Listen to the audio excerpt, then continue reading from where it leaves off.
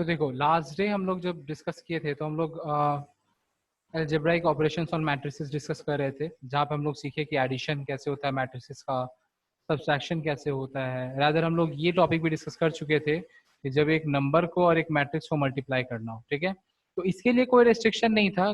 कोई भी अगर कोई नंबर है तो उसको हम लोग किसी भी ऑर्डर के मैट्रिक्स से मल्टीप्लाई कर सकते हैं। देखो अगर ऐसा है तो हम लोग इसको इसके साथ भी मल्टीप्लाई कर सकते हैं। क्या हो जाएगा, सारे एलिमेंट्स में जो है वो 5 क्या हो जाएगा, मल्टीप्लाई हो जाएगा, ठीक है। तो कुछ ऐसा आंसर हो जाएगा। सपोज यही चीज अगर ऐसा रहता कि ऑर्डर 2 × 2 नहीं होके, बल्कि मान लो ऑर्डर ऐसा कुछ है, तो क्या हो जाएगा, सारे एलिमेंट्स में अगेन मल्टीप्लाई हो जाएगा। सो इस केस में ऑर्डर कोई मैटर ही नहीं कर रहा था। जैसे हम लोग एडिशन के लिए भी कंडीशन पढ़े थे कि अगर मैट्रिसेस का एडिशन करना है तो ऑर्डर के ऊपर क्या रिस्ट्रिक्शंस था कि दो मैट्रिसेस तभी ऐड या सब्सट्रैक्ट होगा जब उन दोनों का ऑर्डर सेम हो, ठीक है। लेकिन ये जब हम लोग एक मैट्रिक्स को किसी नंबर से मल्टीप्लाई कर रहे हैं, प्रोडक्ट कर रहे हैं, मतलब कि ये जो अभी हम लोग ये ऑपरेशन किए हैं, इसमें देखो इस सिनेरियो में ऑर्डर इज नॉट इम्पोर्टेंट। किसी भी ऑर्डर का हो सकता है और उसमें कोई भी नंबर हम लोग मल्टीप्लाई कर सकते हैं। देखो कोई भी नंबर मल्टीप्लाई कर सकते हैं, ठीक है। आया बात समझ में? Is that clear? तो ये है product of a matrix and a number, scalar number, वो इस तरह से कुछ होता है। Order is not essential. आज जो हम लोग डिस्कस करने जा रहे हैं वो है मल्टीप्लीकेशन ऑफ टू मैट्रिसेस। जब एक मैट्रिक्स को हम लोग दूसरे एक मैट्रिक्स से अगर मल्टीप्लाई करें तो क्या होगा, what should be the eligibility criteria कि दो एक मैट्रिक्स दूसरे मैट्रिक्स से मल्टीप्लाई हो पाए, या ऐसा कोई क्राइटेरिया होना ही नहीं चाहिए।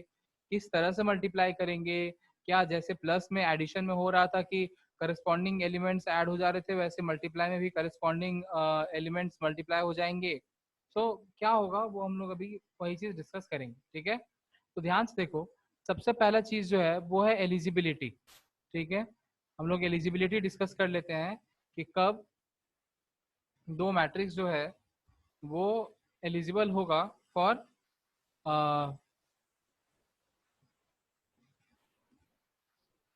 मल्टीप्लीकेशन, ठीक है। सो एलिजिबिलिटी देख लो, ये स्क्रीन पे थोड़ा सा गड़बड़ हो जाता है लिखने में, ठीक है। तो लेट्स बिगिन विद एलिजिबिलिटी। तो मान लो कि दो मैट्रिसेस है और हमको उन दोनों को मल्टीप्लाई करना है। तो सबसे पहला जो कंडीशन है ना वो ये है, देखो अगर हम लोग दो मैट्रिक्स को मल्टीप्लाई कर रहे हैं and we are getting a third matrix as answer, तो पहले हम लोग लिख लेते हैं कि हम लोग किसको क्या बुलाएंगे। हम लोग अपने कन्वेंशन के लिए ये चीज लिख लेते हैं कि हम लोग किसको, कौन से मैट्रिक्स को कौन से नाम से बुलाएंगे। तो हम लोग इसको बुलाएंगे फर्स्ट मैट्रिक्स, ठीक है। इसको बुलाएंगे सेकेंड मैट्रिक्स, या फिर और इसको बोलेंगे मल्टीप्लाइंग मैट्रिक्स, इस नाम से भी बुलाएंगे समटाइम्स। तो अगर मैं इन सब शब्दों का प्रयोग कर रहा हूँ तो समझ लेना कि कौन से मैट्रिक्स का बात हो रहा है। और यहाँ पे जैसे नंबर में क्या होता है कि 3 × 5 करो या 5 × 3 करो, एक ही बात है ना। मैट्रिक्स में ऐसा कुछ नहीं होता, इसीलिए ऑर्डर इंपॉर्टेंट है कि किसको क्या बोल रहे हैं, इसलिए जरूरी है। अभी थोड़ी देर में हम लोग को ये चीज पता चल जाएगा कि वो क्यों इक्वल नहीं होता या क्या होता, ठीक है। और ये जो आंसर आ रहा है इसको हम लोग नाम दिए हैं प्रोडक्ट मैट्रिक्स, ठीक है। जो आंसर वाला मैट्रिक्स है इसको नाम दिए प्रोडक्ट मैट्रिक्स। तो first matrix, second matrix and product matrix, या बोलेंगे first matrix, multiplying matrix, product matrix, ठीक है। एंड ऑर्डर इज इंपॉर्टेंट, जो जिस ऑर्डर में उसको उसी ऑर्डर में बोलेंगे। ये नहीं कि इसको प्रोडक्ट बोल दिया, बीच वाले को प्रोडक्ट बोल दिया, इसको प्रोडक्ट बोल दिया और इसको सेकंड बोल दिया, नहीं ऐसा नहीं। अपने हिसाब से नाम मत लग देना, ठीक है। सो देखो, जो कंडीशन है ना एलिजिबिलिटी का वो है, the only crucial condition is number of, तुम लोग ये लिख लो, कॉलम्स ऑफ फर्स्ट मैट्रिक्स। पहला मैट्रिक्स का जो नंबर ऑफ कॉलम है it must be equal to number of rows of second matrix. जब भी दो मैट्रिक्स मल्टीप्लाई हो रहा है तो ये एकदम कंपलसरी क्राइटेरिया है। अगर ऐसा कुछ है तब तो मल्टीप्लिकेशन पॉसिबल है, वरना मल्टीप्लिकेशन पॉसिबल नहीं है। ठीक है, अगर कुछ ऐसा है तो मल्टीप्लिकेशन पॉसिबल है, वरना मल्टीप्लिकेशन पॉसिबल नहीं है। एकदम दिमाग में बैठा लो, this is the only important criteria. ठीक है, कि number of columns of first matrix must be equal to the number of rows of second matrix. बाकी क्या है, पहला का रो दूसरा का कॉलम क्या है, उससे कोई मतलब नहीं।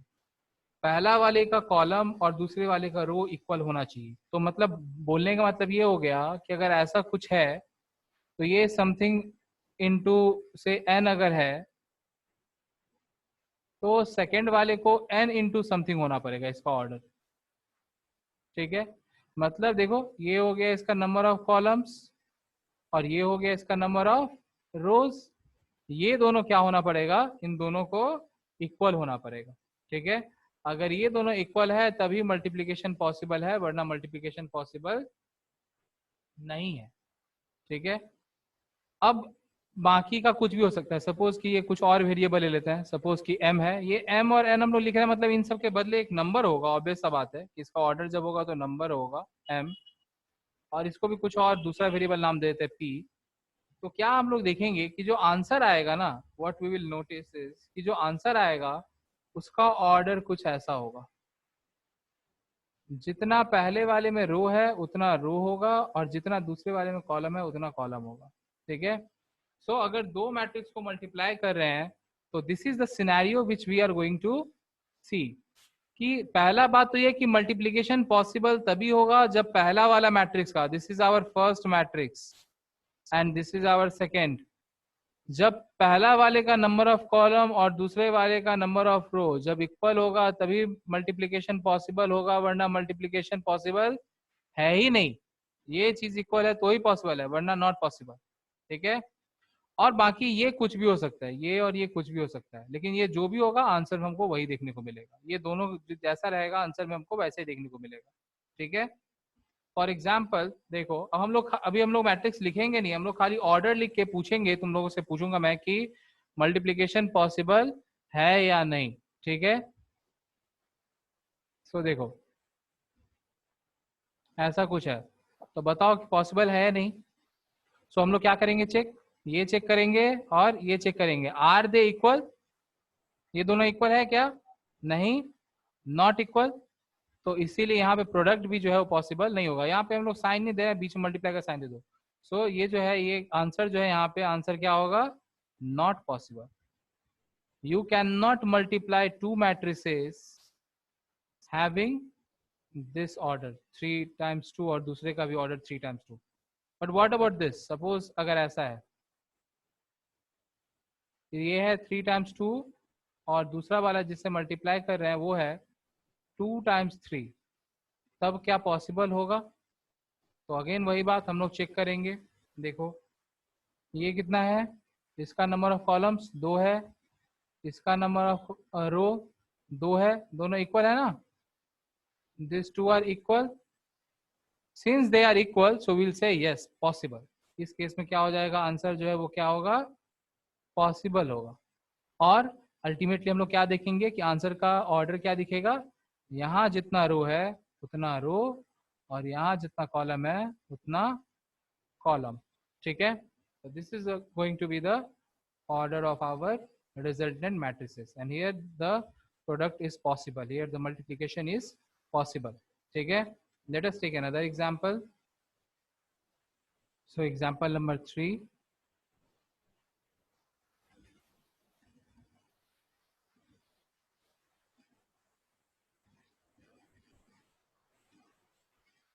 तो देखो अगेन यहाँ पे पॉसिबल होगा answer, yes since they are equal, since these two are equal so it is possible and the answer is going to be of order 1 times 3। ठीक है, 1 times 3 क्यों, पहले वाले का रो इतना रो होगा तो 1 और इतना कॉलम होगा 3, there will be only 1 row and 3 column, मतलब ऐसा कुछ होगा आंसर। ठीक है, तो ये एकमात्र क्राइटेरिया है कि ये दोनों इक्वल होना चाहिए। ठीक, अब देखो तुम लोग इससे हम लोग ये भी कंक्लूड कर सकते हैं कि सारे मैट्रिसेस का स्क्वायर निकालना भी पॉसिबल नहीं है। जैसे मतलब बोलने का मतलब ये हुआ कि मान लो मेरा मैट्रिक्स है ए, ठीक है, और ए मैट्रिक्स का ऑर्डर है 3 × 2, और हम फाइंड करना चाह रहे हैं A square. So what is the meaning of A square? A square का मतलब होता है ए इंटू ए। जैसे 5 का स्क्वायर का मतलब है 5 × 5, मतलब 5 × 5। उसी तरह ए स्क्वायर का मतलब क्या हो जाएगा? ए टाइम्स ए। तो देखो क्या ये पॉसिबल होगा, देखते हैं हम लोग। तो देखो ए है ऑर्डर 3 × 2 का, और इसको मल्टीप्लाई करना चाहते हैं with order 3 × 2। This is same as our first वाला। देखो हम लोग जो फर्स्ट एग्जाम्पल लिए थे ना, पहला वाला 3 × 2 3 × 2, ठीक है। तो नॉट पॉसिबल, 3 × 2 3 × 2 का नॉट पॉसिबल, बिकॉज ये और ये दोनों इक्वल ही नहीं है।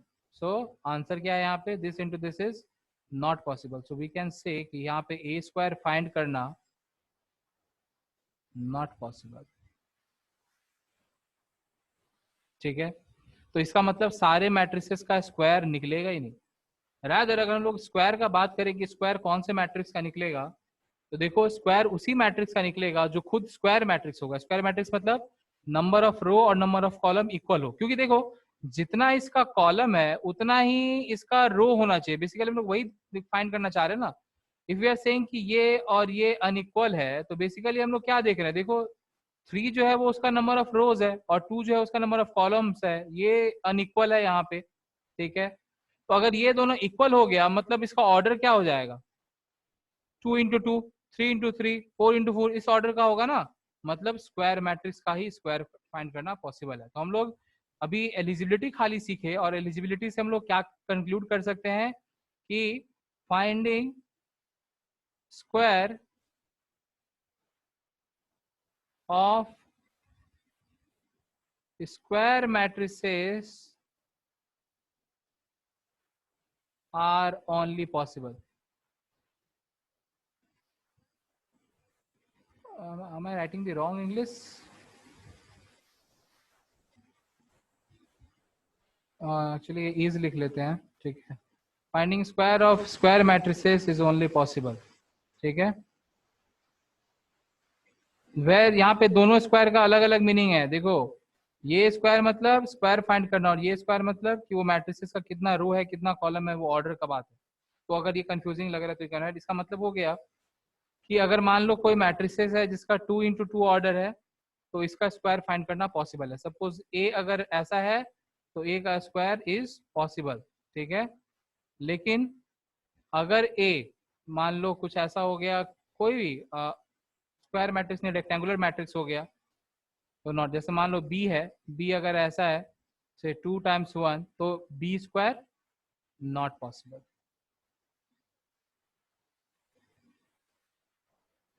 तो देखो खाली एलिजिबिलिटी से हम लोग कितना कुछ यहाँ पे पता चल गया, एक एलिजिबिलिटी से, ठीक है। तो यहाँ एलिजिबिलिटी एकदम क्राइटेरिया याद रखना मल्टीप्लीकेशन के लिए, कि मल्टीप्लीकेशन कब पॉसिबल होगा, यहाँ पे सबसे पहले वही समझना जरूरी है, ठीक है। नाउ सी, हम लोग जब स्टार्ट किए थे तो मैंने बताया कि in case of numbers I said कि 3 × 5 and 5 × 3 they are always equal. I said ना कि they are always equal, ठीक है, in case of numbers. But see what will happen in case of matrices? ध्यान से देखना। Suppose कि we have a matrix A, its order is 2 × 3, and we have a matrix B whose order is say 3 × 1, मतलब कि 3 रो है और एक ही column है, ठीक है। अब हम लोग देखते हैं कि क्या ए बी पॉसिबल है। So let us see whether A B is possible. So if you are interested in knowing A B मतलब ए टाइम्स बी, तो ए क्या है 2 × 3 इंटू बी क्या है, बी है 3 × 1। See this two are equal ना, this two are equal ना, ये इक्वल है ना। नंबर ऑफ रो और पहला वाले का और नंबर ऑफ कॉलम दूसरे वाले का इक्वल है ना। मतलब ये पॉसिबल है, यहाँ पे देखो ये चीज पॉसिबल है। So finding A B is possible, will get an answer. ठीक है, ए बी यहाँ पे फाइंड करना पॉसिबल है and will get some answer. लेकिन वहीं पे अगर हम कोशिश करें बी ए फाइंड करने का तो देखते हैं क्या होता है। ठीक है, let's go for this B A. If we go for finding B A, तो देखो पहले बी है ना, तो यहाँ पहले बी का लिखना पड़ेगा ऑर्डर। सो बी का ऑर्डर क्या है, 3 टाइम्स 1, पहले B, no first B, right B, यहाँ पे पहले ए फिर बी, अभी बी ए है तो पहले बी फिर ए, जो कि किस ऑर्डर का है, 2 into 3। अब ध्यान से देखो, are is equal, no, this time number of columns of first matrix is not equals to, they are not equal, is not equals to the number of rows of second matrix। तो यहाँ पे B ए जो है, ये B a possible ही नहीं है, B ए का value ही possible नहीं है, बी ए फाइंड होगा ही नहीं। तो इक्वल होना तो दूर का बात है, अपने नंबर के हिसाब से क्या हो रहा था, नंबर्स में हो रहा था कि 3 into 5 और 5 into 3 इक्वल होता है। लेकिन मैट्रिसेस में हम लोग देख रहे हैं कि ए बी फाइंड करना तो पॉसिबल है, लेकिन बी ए पॉसिबल ही नहीं है, उसको फाइंड ही नहीं किया जा सकता। तो इक्वालिटी तो बाद का बात आता है, इक्वालिटी कहां से होगा। ठीक है, तो इसका मतलब क्या, कैन वी कंक्लूड कि ए बी और बी ए इक्वल नहीं होगा, या अगर ए बी हो रहा है तो बी ए पॉसिबल नहीं होगा। नहीं, द आंसर इज नो, ऐसा भी कंक्लूजन कुछ नहीं फाइंड कर सकते हम लोग। ठीक है, सो देखो एक और एग्जांपल लेते हैं। This time let us take some other name, let us take C, there's a matrix C।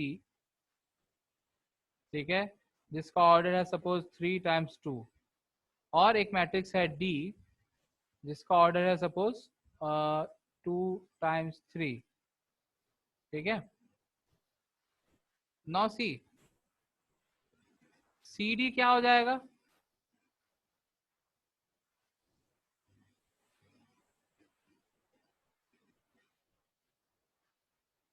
ठीक है, यहाँ देखो ऐसा कुछ होगा ना, ये इक्वल है ना, तो ये possible, in this case the product is possible.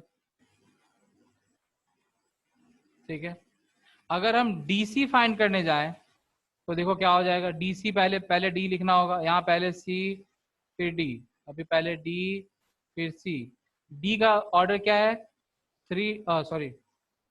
2 times 3, और C का ऑर्डर क्या है, 3 times 2। So now check whether it is possible. Yes, it is possible. ठीक है, इट इज पॉसिबल। तो यहाँ पे CD जो है ये भी पॉसिबल है, बोथ आर पॉसिबल। मतलब CD तो पॉसिबल था ही, DC is also possible, sorry I said CD तो पहले ही निकाले कि पॉसिबल था, और DC is also possible. So can we conclude कि दोनों इक्वल होगा अगर पॉसिबल है तो। वेट अ मिनट, थोड़ा सा ध्यान से देखते हैं। देखो यहाँ पे ये पॉसिबल है, तो देखो CD का क्या ऑर्डर आएगा, ध्यान से देखो, ऑर्डर ऑफ CD, या हम लोग नीचे लिख लेते हैं यहाँ पे, देखो ध्यान से, यहाँ पे देखो order of CD, what will be the order of CD। ये C ट्राइंगल बन गया, let us write it as CD। पता नहीं ये मेरे D को ट्राइंगल कैसे समझ ले रहा है। हाँ, ऑर्डर ऑफ CD, देखो ऑर्डर ऑफ CD क्या हो जाएगा, ध्यान से देखो क्या होना चाहिए, ये 3, मैं हाईलाइट कर लेता हूं, देखो this 3 times 3, this should be the order. तो ऑर्डर ऑफ CD क्या हो जाएगा, 3 times 3। Similarly if you talk about order of DC, तो ऑर्डर ऑफ DC क्या हो जाएगा, ध्यान से देखो, दिस 2 times दिस 2, तो इसका ऑर्डर क्या हो जाना चाहिए, 2 times 2। ठीक है, अब देखो जब इन दोनों का हम लोग बात कर रहे थे कि CD और DC इक्वल होगा कि नहीं होगा, हम लोग उसका बात कर रहे थे। देखो इन दोनों का जब ऑर्डर ही सेम नहीं आ रहा है, तो इज देयर एनी पॉसिबिलिटी कि दोनों इक्वल हो, नो, बिकॉज हम लोग जब इक्वालिटी ऑफ मैट्रिसेस पढ़े थे तभी हम लोगों ने डिस्कस किया था कि इक्वल होने के लिए पहला एक कंडीशन था कि ऑर्डर मस्ट बी सेम, दूसरा कंडीशन था कि corresponding elements should also be equal. यहाँ पे देखो ऑर्डर ही सेम नहीं है, एक है 3x3 ऑर्डर का, एक है 3x3 ऑर्डर का, एक है 2x2 ऑर्डर का। कभी जिंदगी में दोनों इक्वल होगा? नहीं होगा। ठीक है, तो यहाँ पे सी डी और डीसी का अगर हम लोग बात करें तो ये दोनों भाई साहब क्या होंगे? दे can not be equal, they will not be equal. तो फिर से हम लोग वही कंक्लूजन मतलब आ जाते हैं वहीं पे, उसी स्टेटमेंट पे कि कैन वी कंक्लूड कि always A B and B A will not be equal या C D and D C will not be equal? The answer is no, the answer is no. तो हम लोग यहाँ पे conclusion क्या लिखेंगे? ध्यान से देखो, आंसर नो क्यों है? बिकॉज एक और सिनेरियो दिखाता हूं, देखो सिनेरियो ये है कि एक मैट्रिक्स मान लो 2x2 है और दूसरा मैट्रिक्स भी 2x2 है, तो देखो रिजल्टेंट भी 2x2 होगा। सपोज कि this is A, this is B. अब मैं अगर उल्टा लिखता हूं तो ये ए बी हो गया, ये ए बी हो गया। अब मैं अगर उल्टा लिखूं, पहले बी लिखूं 2x2 और फिर ए लिखें, तो we are getting B A. Now again see since this two are equal, तो पॉसिबल तो है ही है, और इसका भी हो जाएगा 2x2 ऑर्डर आ जाएगा। ठीक है, यहाँ पे 2x2 ऑर्डर जो आ रहा है वो अंडरलाइन की वजह से नहीं आ रहा है। पहले जैसे लिखते थे वैसे लिखता हूँ, नहीं तो तुम लोग कंफ्यूज होकर फिर गलती करोगे। This 2 times 2, this is order. ठीक है, so see can we say कि this two are going to be equal? Not exactly. Order same है दोनों का, तो देर आर चांसेस कि they will be equal, they can not be equal also. ठीक है, वैल्यूज हो सकता है, करस्पॉन्डिंग एलिमेंट्स हो सकता है कि नहीं भी इक्वल हो। ठीक है, तो we can certainly not be sure. अगर ऑर्डर सेम आ रहा है तो भी हम लोग श्योर नहीं हो सकते कि ए बी और बी ए इक्वल आएगा। ठीक है, तो हम लोग का स्टेटमेंट क्या होने वाला है वो ध्यान से देखो कि इन मैट्रिसेस, मतलब A, if A and B are two matrices, let us consider A and B are two matrices, then our statement is going to be, what is our conclusion? C, A B and B A may not be necessarily equal। मतलब ऐसा कोई जरूरी नहीं है कि A B और B ए equal होगा, और कोई ऐसा जरूरी ये भी नहीं है कि दोनों इक्वल नहीं होगा।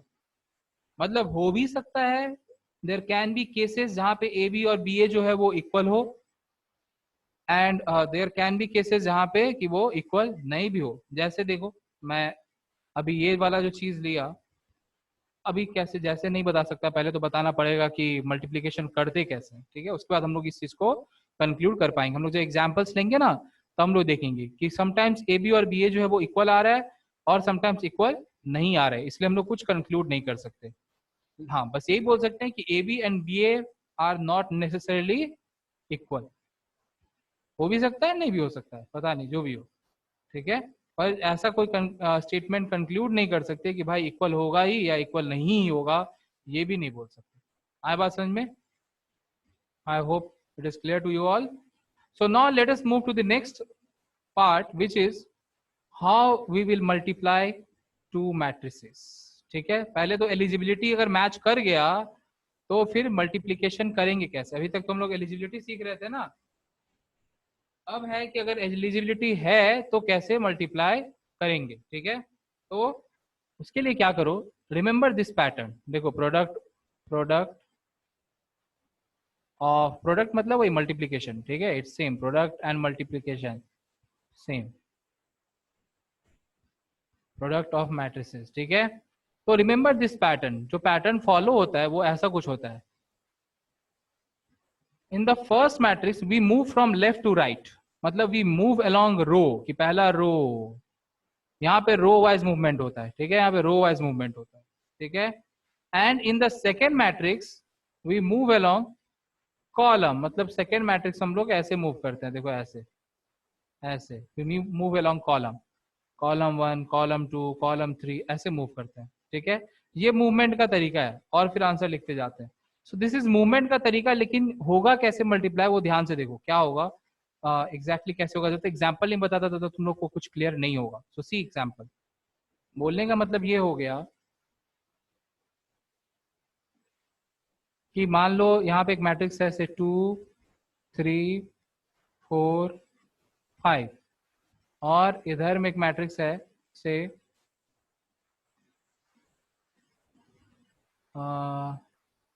6, 7, 8, 9। Are they eligible? First will check eligibility. देखो 2 × 2 है, ये भी 2 × 2 है, तो ये और ये इक्वल है, मतलब कि पॉसिबल है, ठीक है। तो क्या करना है, देखो आंसर कैसे लिखना है। तो मैंने आंसर के लिए बोला है कि इधर में लेफ्ट टू राइट मूव करो, मतलब ऐसे मूव करना है, और यहाँ ऊपर से नीचे मूव करना है, ठीक है। तो देखो इसका मतलब क्या हुआ और कैसे होगा, मैं आंसर देखो। So this 2 will get multiply two 6, यहाँ का पहला और यहाँ का पहला, ठीक है। सो 2 × 6, ठीक है। एंड मेरे को ये सर्कल करना थोड़ा महंगा पड़ जा रहा है, so let me highlight it. So 2 and 6 will get multiplied, and यहाँ पर हम लोग लिखेंगे 2 × 6। लेकिन ये पहला टर्म नहीं है, पहला टर्म में कुछ और भी आएगा, प्लस, मतलब कंप्लीट करना। Entire first row will be multiplied to entire first column to obtain this one element. मतलब एक एलिमेंट के लिए यहाँ पे पूरा का पूरा रो, पूरा का पूरा कॉलम से मल्टीप्लाई होगा, तब एक एलिमेंट यहाँ पे मिलेगा। तो this is not my first, I mean first element, ये आधा फर्स्ट एलिमेंट। अभी एक और टर्म इसमें आना बाकी है, क्या है देखो। 2 × 6 हुआ, अब क्या होगा, इधर लेफ्ट टू राइट मूव करें ना, तो लेफ्ट टू राइट, तो अगला 3 है। So now this 3 will be multiplied to 8, ठीक है। तो नेक्स्ट क्या हो जाएगा, +3 × 8, ठीक है।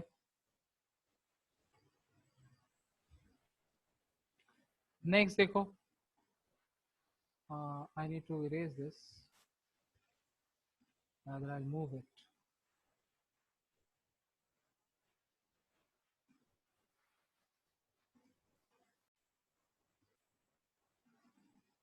अब देखो क्या होगा, तो पहला रो और पहला कॉलम मल्टीप्लाई हो गया, ठीक है। और मल्टीप्लाई हो गया, हम लोग यहाँ पे लिख दिए first row first column multiplied and written here. Now see, ये जो है ये एलिमेंट कौन सा है, फर्स्ट रो का सेकेंड एलिमेंट है। दिस इज रो ना, this is row, this is row, and this is column. तो देखो first row first column written, क्या होगा, आंसर लिख दिए। तो उसके लिए क्या किए, देखो फर्स्ट रो फर्स्ट कॉलम के लिए फर्स्ट रो और फर्स्ट कॉलम को मल्टीप्लाई किए। उसी तरह जब यहाँ लिख रहे हैं, ये क्या है इस मैट्रिक्स में, इसका पोजीशन क्या है, this is first row and second column. First row, देखो रो 1 एंड कॉलम 2 है ये वाला चीज, ठीक है। तो इसीलिए हम लोग क्या करेंगे, पहला रो को दूसरे कॉलम से मल्टीप्लाई करेंगे और तब वहां पे एलिमेंट लिखेंगे, ठीक है। तो देखो क्या हो जाएगा, ध्यान से देखो अब क्या होगा। I hope you all can guess कि क्या होने वाला है। First row will get multiplied to second column, ठीक है। देखो ऐसे रो 1 और कॉलम 2 को मल्टीप्लाई करेंगे, तो रो 1 क्या है, वही 2 और 3, और कॉलम 2 क्या है, this is column 2, this is column 2। ये क्या हो जाएगा, देखो 2 × 7, देखो ये 2 जो है मल्टीप्लाई हुआ 7 से, प्लस 3 किससे मल्टीप्लाई हो जाएगा, 9 से, 3 × 9, ठीक है। इसलिए मैंने सारा एलिमेंट्स अलग अलग लिया ताकि बाद में समझ में भी आए। नेक्स्ट देखो क्या हो जाएगा, खत्म, कहानी खत्म फर्स्ट रो का, क्योंकि आंसर भी देखो, आंसर भी 2 × 2 का ही आना है। तो उसका पहला रो का 2 कॉलम तो हो गया, देखो ना 2 एलिमेंट हो गया। अब दूसरे रो में लिखेंगे, तो अब क्या होने वाला है, अब यहाँ जो लिखेंगे ये एलिमेंट क्या है मेरा, सेकेंड रो का फर्स्ट कॉलम है, second row first column, this is second row first column. तो देखो सेकेंड रो वाला जो है, मतलब कि ये सेकेंड रो जो है 4, 5, ये मल्टीप्लाई होगा, किससे मल्टीप्लाई होगा, फर्स्ट कॉलम से C1 से मल्टीप्लाई होगा, ठीक है। रो 2 और C2 मल्टीप्लाई होकर यहाँ लिखाएगा, तो क्या हो जाएगा आंसर, ध्यान से देखो आंसर क्या लिखेंगे।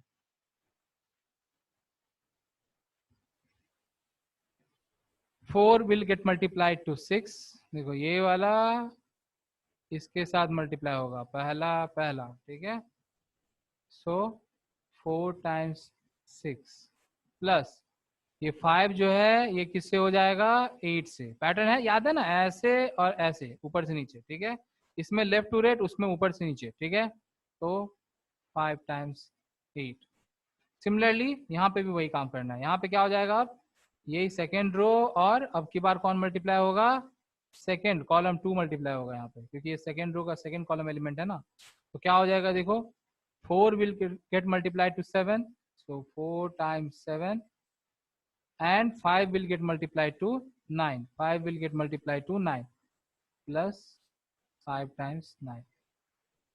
तो हम लोग इसलिए बोले कि खाली ये याद रखो, ये इधर इस पहला वाले मैट्रिक्स में ऐसे मूवमेंट करना है और दूसरे वाले मैट्रिक्स में ऐसे मूवमेंट करना है, ऊपर से नीचे। पहला मैट्रिक्स में लेफ्ट टू राइट मूवमेंट करना है और दूसरे मैट्रिक्स में ऊपर से नीचे मूवमेंट करना है। अब जो आया आंसर, इसको सिंप्लीफाई करके लिख देंगे, वही हमारा आंसर हो जाएगा। देखो कितना आ रहा है, मैं डायरेक्ट कर ले रहा हूँ, तुम लोग एक स्टेप और यूज कर सकते हो। 6 into 2 is 12 and 24, so 36। 7 into 2 is 14, 14 plus 27, 41। 24 plus 40, 64। 28 plus 45, 73। ठीक है, I hope my calculations are correct, ठीक है। Let us take another example, quick one, ठीक है। तो ऐसा कुछ ले लेते हैं, सपोज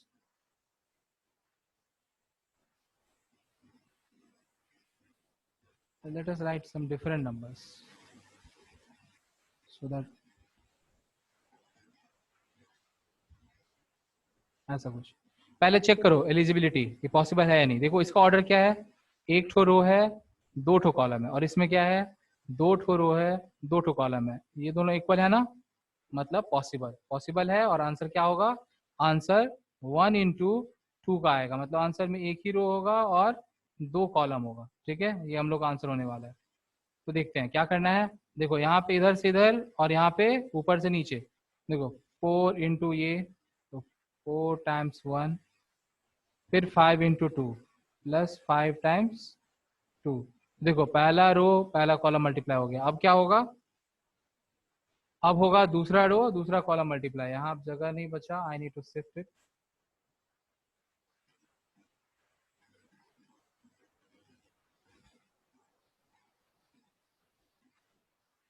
ठीक है। सो पहला रो पहला कॉलम से मल्टीप्लाई होकर यहाँ लिखा गया, इसमें एक ही रो आने वाला है। अब पहला रो दूसरे कॉलम से मल्टीप्लाई होगा, तो क्या हो जाएगा, 4 times 0 plus 5 times 3। So our answer is, this is 4 plus 10, this is 14, and this is 0 plus 15, which is 15। So this is our answer, ठीक है। अभी थोड़ा सा कंफ्यूजिंग लग रहा होगा, but once you start practising it, will practice more questions, तो सारा कुछ समझ में आने लग जाएगा, ठीक है। सो देखो हम लोग मल्टीप्लीकेशन, चलो अगला क्वेश्चन लेते हैं हम लोग।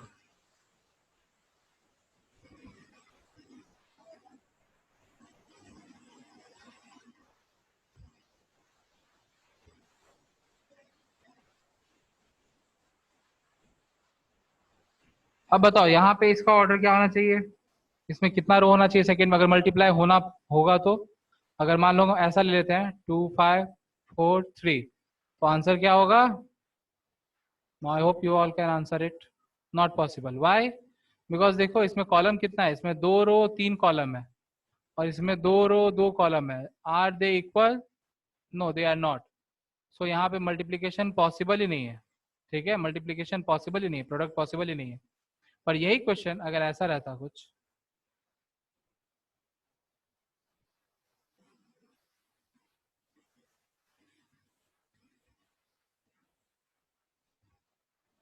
ऐसा कुछ रहता, now see the order is 2 times 3 and here the order is 3 times 1, 3 ठो रो, 1 2 3, ठीक है। देखो 1 रो 2 रो 3 रो, ठीक है। तो अभी पॉसिबल है, ठीक है। सो पॉसिबल है तो क्या हो जाएगा, अब देखो एक काम करते हैं हम लोग, मल्टीप्लाई कौन कैसे होगा इसको कलर से हाईलाइट करके देखो। पहले क्या होगा, देखो पहला रो पहले कॉलम से मल्टीप्लाई होगा, ठीक है।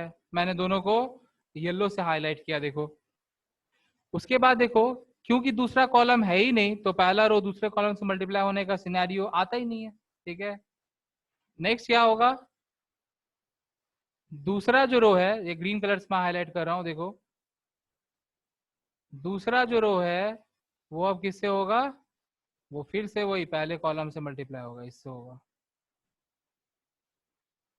ठीक है। सो इस तरह से मल्टीप्लीकेशन होगा। तो देखो डायरेक्टली हम लोग आंसर लिखते हैं, ठीक है। सो आंसर क्या होगा, ध्यान से देखो। अपने को इतना तो पता है कि आंसर का ऑर्डर क्या होने वाला है।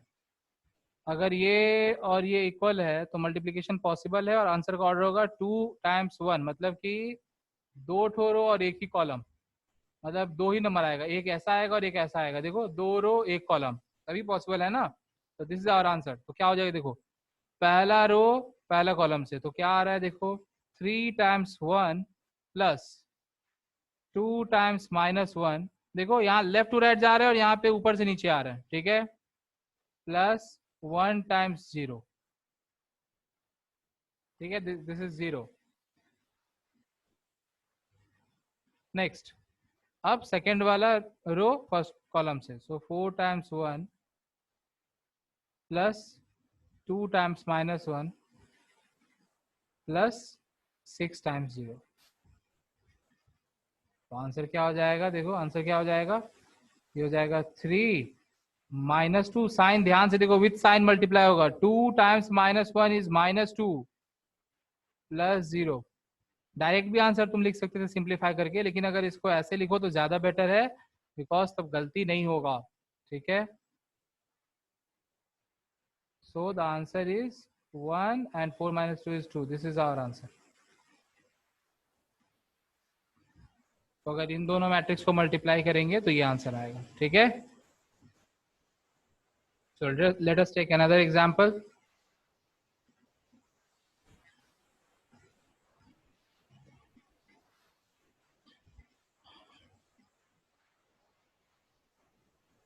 ये देखो ये एग्जाम्पल लेते हैं और इससे कुछ सीखते भी हैं।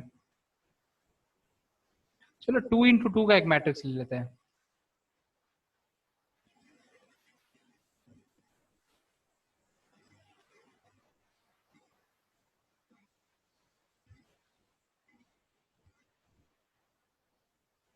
सेम देखो, सेम चीज से मल्टीप्लाई कर, बेसिकली स्क्वायर फाइंड कर रहे हैं। स्क्वायर मैट्रिक्स है, स्क्वायर पहले चेक करो पॉसिबल है कि नहीं। दिस इज 2 times 2 ऑर्डर है इसका, इसका ऑर्डर 2 × 2 है, since they are equal, so yes it is possible, ठीक है।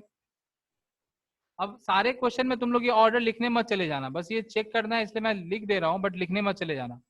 डायरेक्टली राइट आंसर्स, ठीक है। क्या हो जाएगा, देखो पहले अगेन मैं हाईलाइट कर दे रहा हूँ, ये ग्रीन वाला इस ग्रीन वाले से, ठीक है। तो क्या लिखेंगे, देखो 3 times 3 plus 2 times 1, done। first row is multiplied to first column, now this first row will multiply to second column, और वो यहाँ लिखाएगा यहाँ पे, ठीक है। तो क्या हो जाएगा, देखो 3 times 2 प्लस 2 times 0, ठीक है। नेक्स्ट देखो,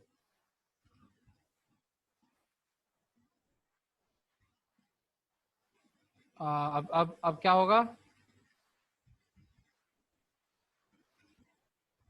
अब ये वाला इस वाले से और यहाँ लिखाएगा, ठीक है। तो लिखते हैं, सो क्या हो जाएगा, 1 times 3 प्लस 0 times 1, ठीक है। एंड देन ये वाला यही वाला थोड़ा और ब्रॉड कर देता हूँ, सेकेंड वाले से इससे, ठीक है। और लिखाएगा यहाँ लिखाएगा, तो लिखते हैं भाई, सो 1 times 2 प्लस 0 times 0, ठीक है।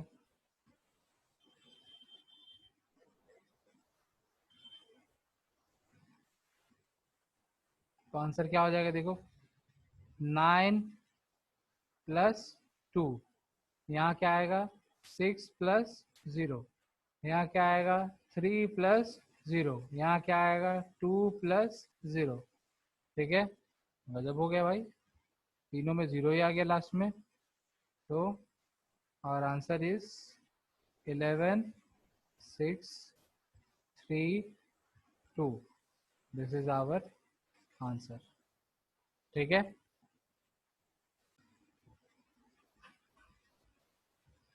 तो देखो यहाँ जो आंसर आया, हम लोग यहाँ पे एक चीज और कंक्लूड कर सकते हैं, बोल सकते हैं कि बहुत बार ये कंफ्यूजन आता है। जैसे मान लो अगर हम इस मैट्रिक्स को एक नाम देते हैं ए,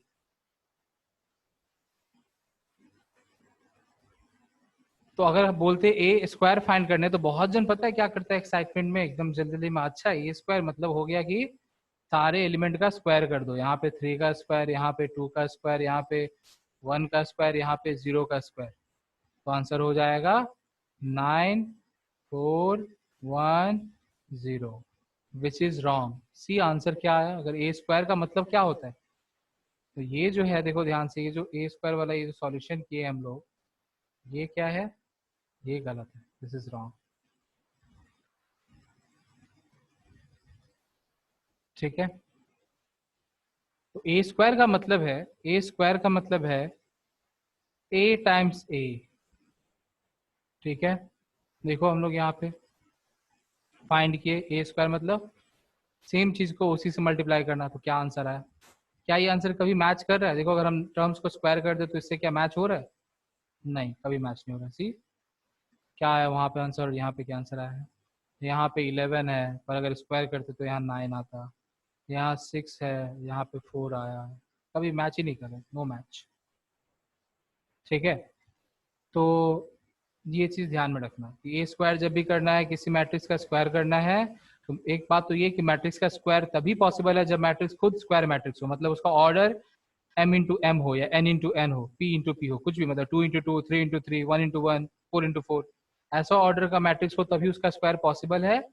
और स्क्वायर फाइंड करने का मतलब ये नहीं होता है कि सारे टर्म्स का स्क्वायर कर दो, गलत कंसेप्ट है। ठीक है, दूसरा बात यहाँ ध्यान से देख सकते हो कि यहाँ पे हम लोग चाहे हम लोग ये पहला वाला ए को दूसरे वाले ए से मल्टीप्लाई करें, ये ए इंटू ए करें, या फिर इस ए को इधर लिख के इंटू, क्योंकि वैल्यू सेम है इसीलिए यहाँ पे आंसर क्या आएगा, इक्वल आएगा। जैसे हम लोग बात कर रहे थे ना ए बी और बी ए के इक्वल होने का, तो इस केस में हम लोग बोल सकते हैं कि इक्वल ही आएगा, एक्चुअली एक ही चीज है इसीलिए वो तो इक्वल आना ही है। ठीक है, हम लोग जब दो अलग मैट्रिक्स लेंगे तब देखते हैं कि इक्वल हो सकता है कि नहीं, या क्या पॉसिबिलिटी है, तो हम लोग ध्यान से देखते हैं। ठीक है, देखो एक और एग्जांपल लेते हैं हम लोग।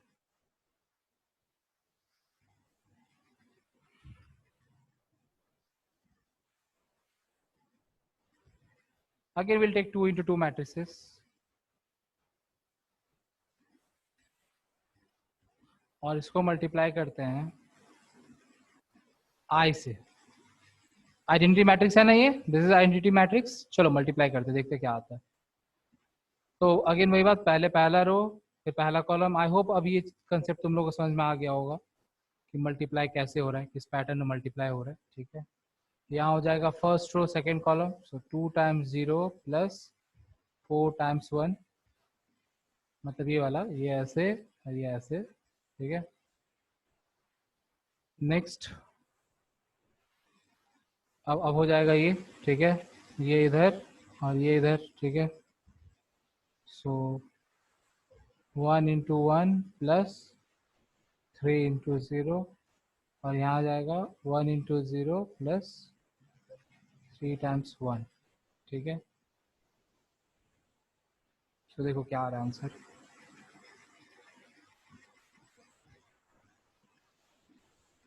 यहाँ पे क्या आंसर आया देखो, 2+0, यहाँ पे 0+4, 1+3, और सॉरी 3 नहीं, 0 होगा, 3×0 = 0, और ये आ रहा है 0+3। तो आंसर क्या आ रहा है देखो,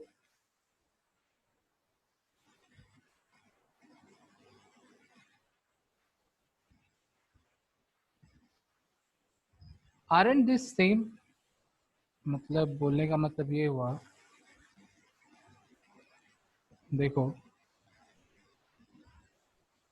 अगर हम लोग ध्यान से देखें तो क्या ये दोनों सेम नहीं है? ये जो मैट्रिक्स हम लोग लेके सॉल्व करना स्टार्ट किए थे, ये और ये दोनों इक्वल है ना, सेम ही है ना? ठीक है, तो देखो हम लोग आई को मल्टीप्लाई किए जब इस मैट्रिक्स में तो वापस यही आया।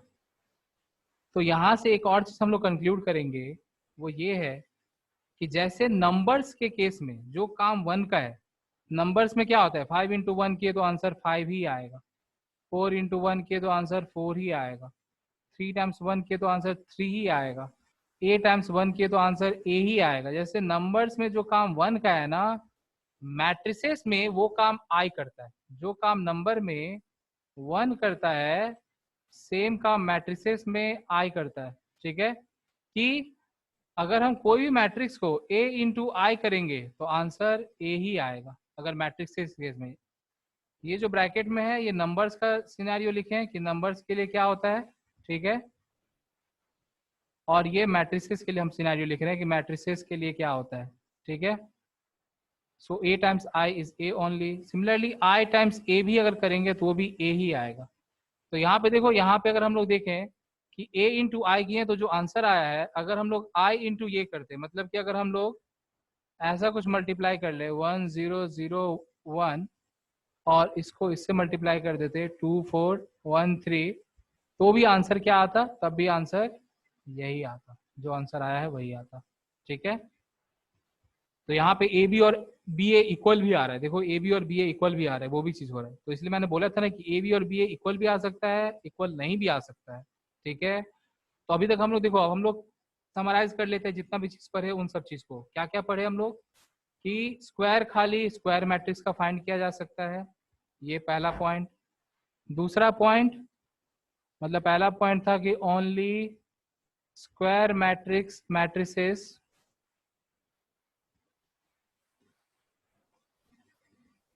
Can be squared.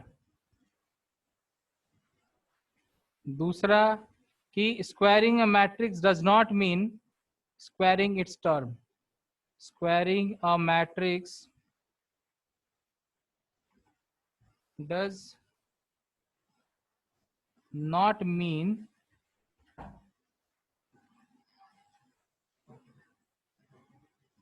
squaring its terms। ठीक है, क्योंकि हम लोग अभी देखे कि इसको टर्म्स को स्क्वायर करने से कुछ और आंसर आ रहा था, मल्टीप्लाई करने से एक्चुअल में कुछ और आंसर आ रहा है। और तीसरा हम लोग क्या, तीसरा भी हम लोग क्या सीखे कि आइडेंटिटी मैट्रिक्स एक्ट्स एज 1। जो नंबर में 1 का काम है वही, कि मतलब अगर a इंटू आई कर रहे हैं तो I am going to get the answer a only. ठीक है, और एक तो पॉइंट सीखे कि ए बी और बी ए जो है ये इक्वल भी हो सकता है, नहीं इक्वल भी हो सकता है, मतलब कुछ कंक्लूड नहीं किया जा सकता। so, हम लोग लिखते हैं इसलिए क्या है कि A B and B A are not necessarily equal. ठीक है, so for the time being this much, will continue in the next session. ठीक है।